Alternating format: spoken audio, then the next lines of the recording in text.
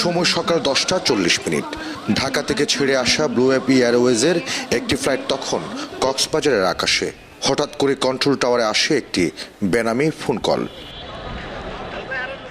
বিমানের ভেতরে রাখা হয়েছে বোমা, যে কোনো মুহূর্তে ঘটতে পারে বিস্ফোরণ।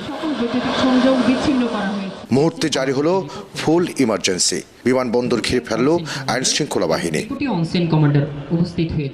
খবর পৌঁছে গেল বিমানবন্দর পরিচালক ও এভিয়েশন সিকিউরিটি ইনচার্জের কাছে। ঝুঁকি বিবেচনায় নেওয়া হলো সর্বোচ্চ সতর্কতা। সক্রিয় হলো ইমার্জেন্সি অপারেশন সেন্টার ইউসি। একসঙ্গে মাঠে নামলো বিমান বাহিনী, সেনাবাহিনী, র্যাব, পুলিশ, ফায়ার সার্ভিস ও মেডিকেল টিম। প্রতিটি সেকেন্ড, প্রতিটি সিদ্ধান্ত জীবন বাঁচানোর লড়াই। কার্যক্রম পরিচালনা করবেন। এই পুরো গল্পটি এয়ারপোর্ট সিকিউরিটি এক্সারসাইজ 2026, একটি পূর্ণাঙ্গ নিরাপত্তা মহড়া।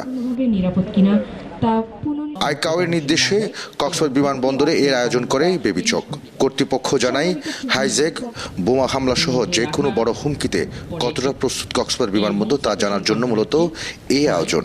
কিভাবে একটি এয়ারপোর্ট তাদের এমার্জেন্সি প্রসিডিওরটাকে অ্যাক্টিভেট করে, তারপরে যে বিভিন্ন এজেন্সিগুলো আছে, আমাদের ক্যাবের নিজস্ব এজেন্সি প্লাস আমাদের যে আদার এজেন্সি যারা বাইরে থেকে আমাদেরকে সাপোর্ট করে, তো তাদেরকে নিয়ে এসে আমরা কীভাবে এই বোমটাকে রিমুভ করে ডিসপোজ অফ করে দিচ্ছি এবং এয়ারক্রাফটটাকে ডিক্লেয়ার করছি। এ সময় বিমানবন্দর উপস্থিত ছিলেন বেবিচকের চেয়ারম্যান।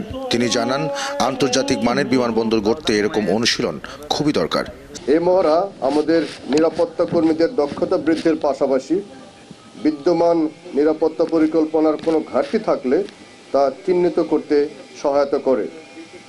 এটি মূলত সম্মানিত যাত্রীদের জন্য আন্তর্জাতিক মানের নিরাপত্তা ও সেবা নিশ্চিত করার একটি অঙ্গীকার। বাস্তব নয়, তবুও বাস্তবের মতোই কঠিন এক অনুশীলনে কক্সবাজার বিমানবন্দর জানালো, নিরাপত্তা প্রশ্নে কোনো আপোষ নয়। মোকাবেলার ক্ষেত্রে সর্বপ্রথম যে কামরুল ইসলাম মিন্টু, 71, কক্সবাজার।